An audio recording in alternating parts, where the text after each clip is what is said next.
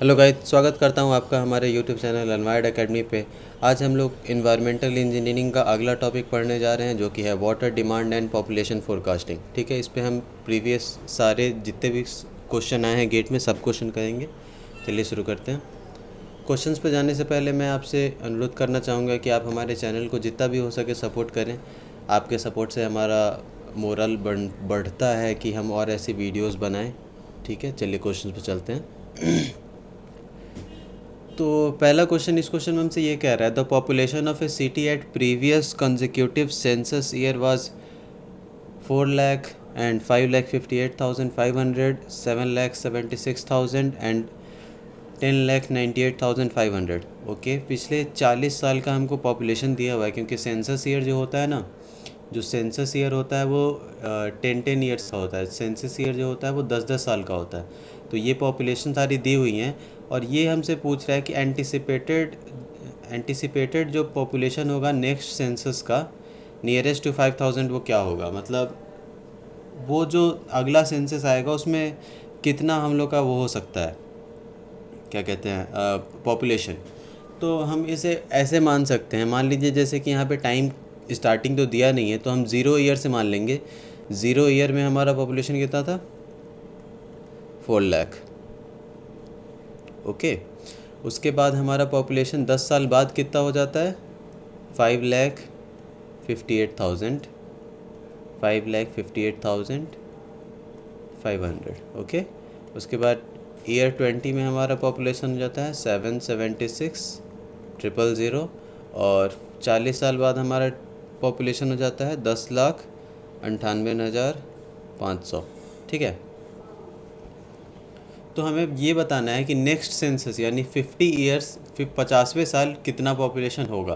तो यहाँ पे हमको चूँकि दिया नहीं है कि किस मेथड से निकालना है, हमारे पास 3-4 मेथड होते हैं। एक लॉजिस्टिक मेथड होता है, एक अर्थमेटिक मेथड होता है, ज्योमेट्रिक मेथड होता है, और इंटरमीडिएट मेथड होता है। अब कुछ दिया नहीं है यहाँ पे कुछ दिया नहीं है, तो हम लोग यहाँ पे इंटरमीडिएट मेथड लगाएंगे। इंटरमीडिएट सबसे सही होता है अगर वहाँ पे कोई भी इन्फॉर्मेशन नहीं दिया हो कि आपको कौन सा मेथड लगाना है। तो इंटरमीडिएट मेथड में क्या कहते हैं, पहले इंक्रीमेंटल इंक्रीज़ निकालते हैं, यानी कि कंसेक्यूटिव डिकेड्स में कितना कितना पॉपुलेशन में चेंज आया है। तो इन दोनों का डिफरेंस करेंगे। अगर इसे हम T1 मान लेते हैं, इसे T2 मान लेते हैं, इसे T3 मान लेते हैं, T4 और T5। तो T2 माइनस T1 में कितने पॉपुलेशन में चेंज आया है वो हम निकालेंगे। तो अगर हम डिफरेंस करते हैं दोनों का, हम अगर डिफरेंस करते हैं तो 158500 इतना आया था। अब इन दोनों का डिफरेंस करेंगे हम, तो हमारा आएगा 217500, और इन दोनों का डिफरेंस करेंगे तो हमारा आएगा 322500। और फिर इंक्रीमेंटल इंक्रीज, ये तो x बार निकालने के लिए हो जाता है। ठीक है, ये x है, x1 x2 x3, ये इंक्रीज़ इन पॉपुलेशन है सक्सेसिव ईयर्स के बीच में। और इंक्रीमेंटल इंक्रीज़ जो होता है y1 और वो y2 वो निकालेंगे हम इन दोनों के बीच में डिफरेंस निकाल के। तो ये 59,000 आ जाएगा, और इन दोनों के बीच में डिफरेंस निकालेंगे तो ये हमारा आ जाएगा 1,05,000। ठीक है, तो हमारा ये y बार है, तो यानी ये y1 और ये y2 है। तो हम x बार निकाल लेंगे। तो x बार कैसे निकालेंगे हम, x बार निकालने के लिए हम क्या करेंगे, x1 plus x2 plus x3/3। अब तीनों को सम करके जब आप डिवाइड कीजिएगा तो आपको 232,834 इतना पॉपुलेशन आता है। और y बार करेंगे तो हम क्या करेंगे, y1 प्लस y2/2, और इसे आप सॉल्व करेंगे तो आपको 82,000 आता है।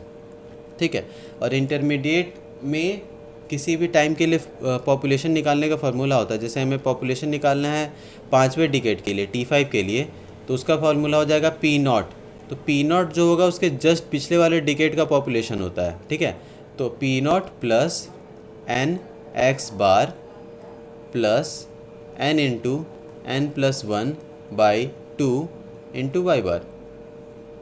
तो ये बेसिकली ये फार्मूले में n जो है नंबर ऑफ़ डिकेड्स होता है P0 के बाद। तो P0 के बाद तो जस्ट 1 डिकेड बाद ही ये आ जाता है हमारा 50 ईयर वाला टर्म। ठीक है, तो यहाँ पे हम लिख देंगे 198,500 प्लस n की वैल्यू हमारी 1 है, तो हम x बार को डायरेक्ट पुट कर देंगे। x बार की वैल्यू हम यहाँ से डायरेक्ट पुट कर देंगे इसमें। उसके बाद n की वैल्यू 1 थी, तो 1 इंटू 1 + 1 2, तो ये बस y बार ही बचेगा, ठीक है। तो बेसिकली हमें तीनों का सम कर देना है। जब हम तीनों को सम करेंगे तो यहाँ पे जब हम तीनों का सम करेंगे तो हमारा इसका आंसर आ जाएगा, ये जो आएगा हमारा वैल्यू 1413334। तो ये 1,41,000, ये 14,13,334 हमारा पॉपुलेशन आ जाएगा, 14,30,000।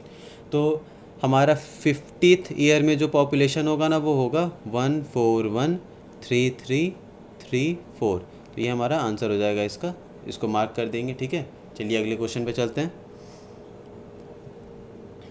इस क्वेश्चन में हमसे ये कह रहा है कि वाटर डिस्ट्रीब्यूशन सिस्टम जो होता है किस साइज़ के लिए बनाया जाता है, मतलब किस साइज़ के डिमांड को पूरा करने के लिए बनाया जाता है।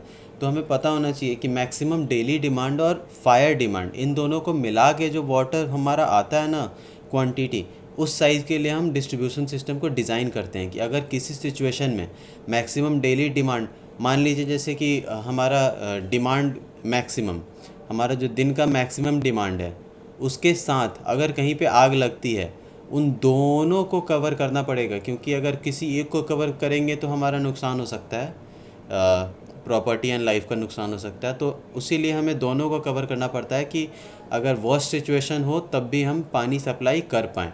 उसी लिए maximum daily demand and fire demand दोनों को ही कंसीडर किया जाता है। तो ये सी ऑप्शन हमारा करेक्ट हो जाएगा। चलिए अगले क्वेश्चन पे चलते हैं। इस क्वेश्चन में हमसे ये कह रहा है कि प्रेजेंट पॉपुलेशन जो है वो 28,000 है और एवरेज वाटर कंजम्पशन जो है पीपल का वो 42,000 मीटर क्यूब पर डे है। तो एग्जिस्टिंग वाटर ट्रीटमेंट प्लांट जो है उसकी design capacity 6,000 metre cube per day की है और ये एक्सपेक्ट किया जाता है कि पॉपुलेशन जो इंक्रीज़ हो जाएगी 44,000 नेक्स्ट 20 साल में, ठीक है। तो 20 साल में 44,000 और बढ़ जाएगी पॉपुलेशन। तो number of years from now when the plant will reach its maximum capacity assuming an arithmetic rate of population growth. Okay, तो यहाँ पे बस हमसे ये कह रहा है कि अभी जो पॉपुलेशन थी वो 28,000 थी, वो वाटर कंज्यूम कर रही थी 4200 मीटर क्यूब पर डे। तो एक पर्सन पर कैपिटा कितना कंज्यूम करेगा? तो अगर 2800 लोग कंज्यूम करते हैं इतना, तो एक पर्सन कितना कंज्यूम करेगा? 4200/2800, ठीक है, इतना कंज्यूम करेगा। तो ये 0.15 मीटर क्यूब पर डे पर पर्सन आता है, ठीक है।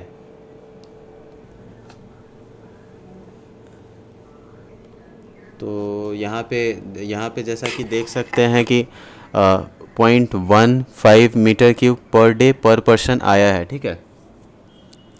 तो जब 6,000 मीटर क्यूब था वाटर का कैपेसिटी उसका मीटर क्यूब पर डे का, तब वो कितने लोगों को सप्लाई कर सकता था? इसमें अगर हम 0.15 से डिवाइड कर देंगे तो ये 40,000 आता है।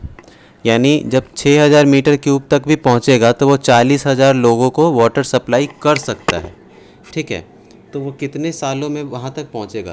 तो देख सकते हैं हम कि 44,000 माइनस 28/20, ये जो है इतना अमाउंट वो पहुँच रहा है 20 सालों में, ठीक है। तो एक साल में कितना होगा? तो 20 से डिवाइड कर देंगे तो 800 पर्सन पर ईयर इंक्रीज़ हो रहा है, ठीक है।